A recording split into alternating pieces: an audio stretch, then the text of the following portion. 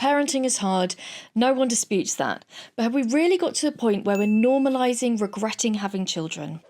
There's a thriving trend on social media called Regretful Parents, where parents discuss basically how much they regret having kids. As a mother of two, I know all about sleepless nights, tantrums, feeling completely overwhelmed. But regret? No, that's not a word that I would use when it comes to my kids. And yet, as I scroll through Reddit and TikTok, I'm seeing more and more of these parents openly expressing their regret over having children. I think the thing is that parenting isn't always what many people expected. You miss your old life, the freedom, the quiet, even your identity before kids. But venting those feelings on an open online platform, it's not going to change the situation. It would be easy to dismiss these people as narcissistic and self-absorbed, and some of the commentary you see on YouTube about this trend portrays them just like that.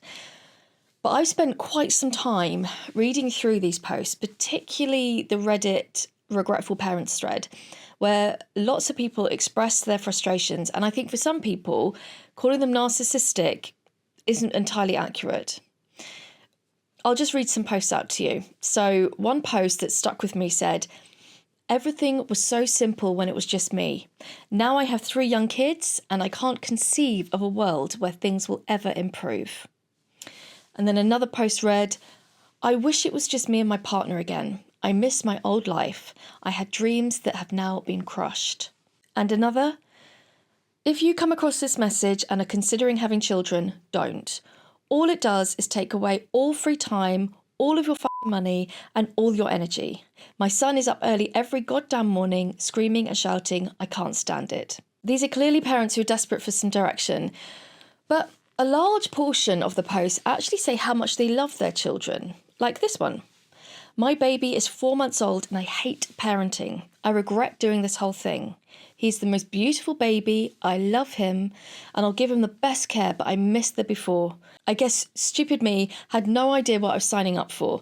This shit is hard. I'm just exhausted." These are real emotions, raw and painful.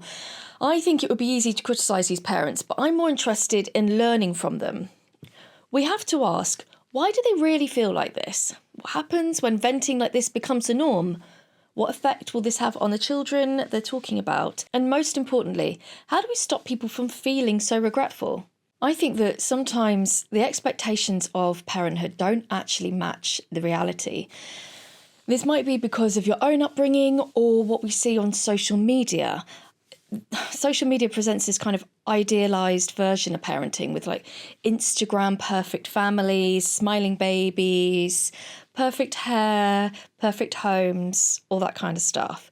But the truth is that parenting is messy, exhausting, and full of challenges. Anyone who's had a baby knows about sleep deprivation, they know about toddler meltdowns, and they know about the pressure to be a good mum. After all, the older generation always say, don't they, no one ever said parenting would be easy. I think that actually some people feel really underprepared and almost tricked into parenthood by what they see on social media.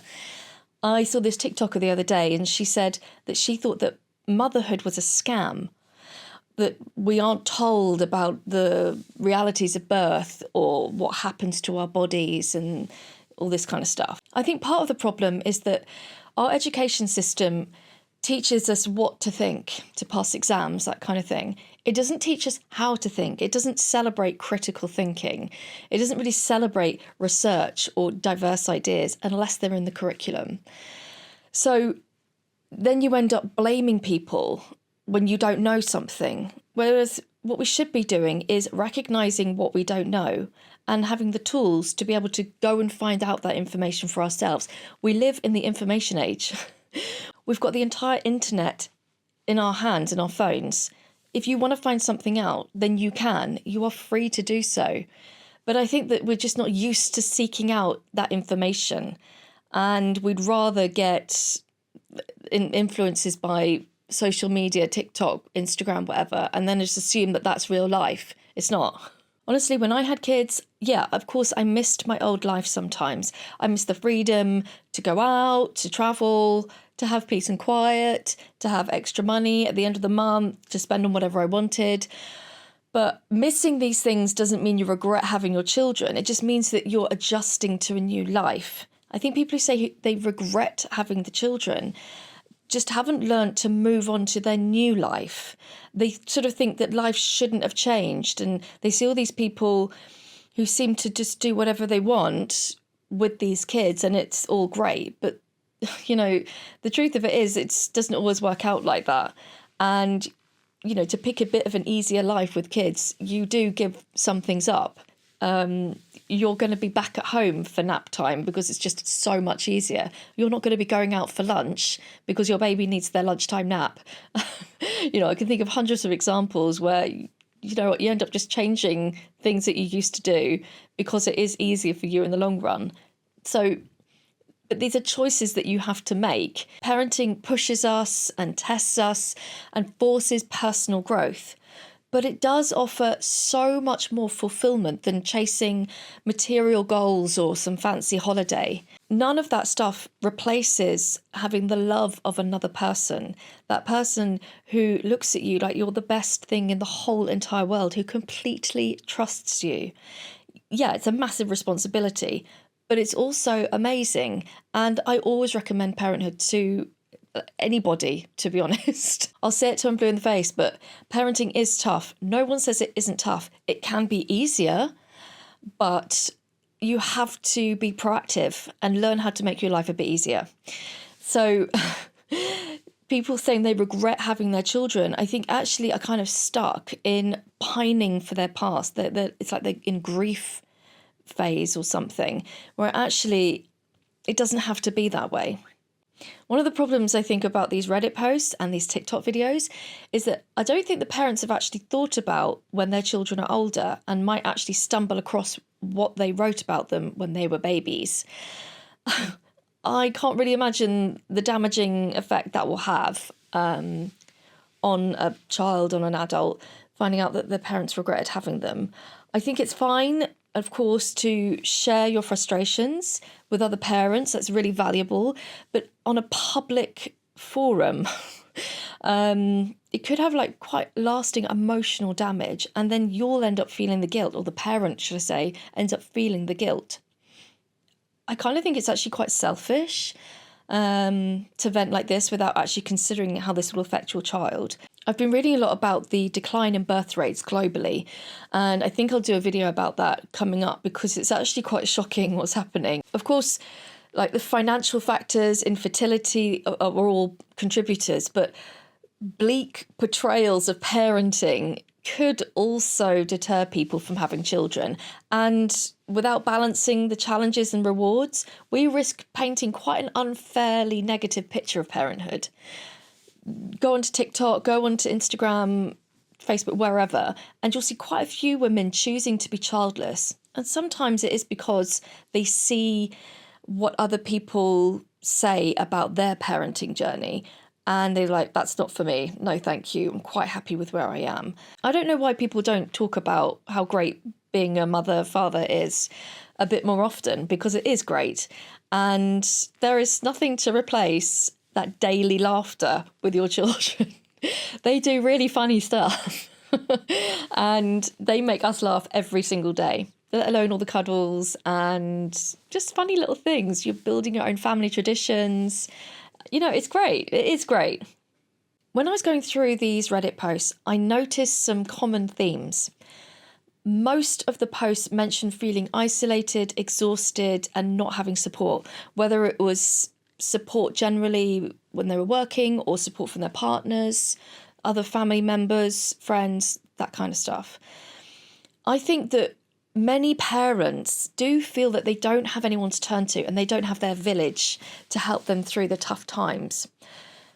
Parents need to create a supportive environment. It's not just for venting and ranting at, but actually to create mutual support and connection. Nobody wants to be friends with the person who's moaning all the time, however sympathetic you might be. When you form friendships, it has to be mutual. You have to be there to support other people and pick them up. And in turn, you end up picking yourself up because you've got to be the jolly one at that point. Even if you're not feeling very jolly, you have to try and support the other person by kind of elevating the mood. There's nothing quite like having another mum friend who also knows exactly what you're going through at that point. Neither of you are experts. So there are no silly questions. There are no silly things to say, but you just support each other. I can't really explain it, but I would totally recommend doing that if you're thinking of having a baby, if you've had a baby, if you're about to have a baby. Find someone else who's in exactly the same stage of pregnancy. You don't need to have anything else in common with them at all. You can have completely different interests, but you will have this big interest in common, the baby. If I was able to talk to some of these parents on these regretful parent threads, I would encourage them to focus on the future and take control of some of the aspects of their life that they can control. If something isn't right, we need to fix it. Complaining doesn't actually change anything. It pulls it down, and it kind of implies that we want someone else to sort the problem out for us. I would also encourage them to seek external help. Therapists, parenting groups, family, friends, whatever it is. There's no shame in asking for help. You're kind of expected to anyway, and you don't get a prize for doing it all on your own. The key is understanding that parenting doesn't have to feel like a burden. I know it's challenging, but those challenges are what makes the reward so meaningful. And as they say, parenting's a journey, not a destination, and it's okay to ask for directions along the way. Speaking of seeking help, I know that many parents struggle with the toddler stage. So if you feel like you'd like to tackle toddler tantrums, I've got a video that might be just what you need. It's got real practical tips for managing meltdowns and bringing peace back into your home. So check out this video next if you want to go from chaos to calm in your house. Yes, it is possible.